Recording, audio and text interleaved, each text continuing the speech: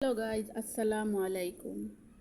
আজকে দেখাইমু আপনার আমি খিলাখান আমার ছোটোবেলার একটা চাটনি করে খাইতাম। খিলাখান খিতা খাইতে হইল সফল, মানে শুদ্ধ ভাষায় পেঁপে কয়, আমরা কই সফল। একটা চুলাইয়া তারপরে গ্রেটার দি গ্রেট করছি, করিয়া রসইনি ছোটো ছোটো হয়েছে।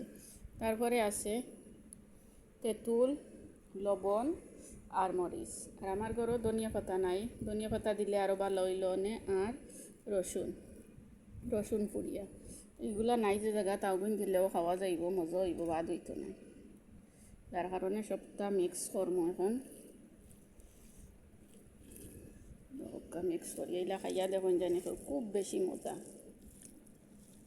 এখন মা খাইলাম ওগুলা।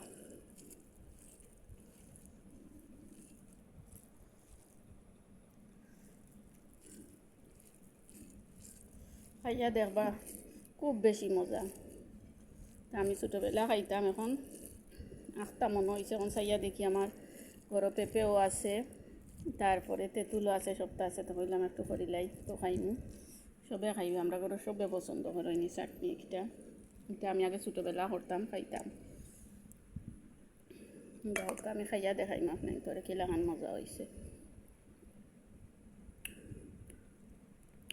খুব বেশি মজা হয়েছে।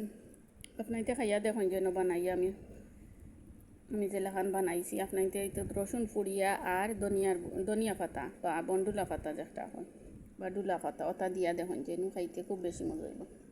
ওকে গাইজ, আল্লাহ হাফেজ।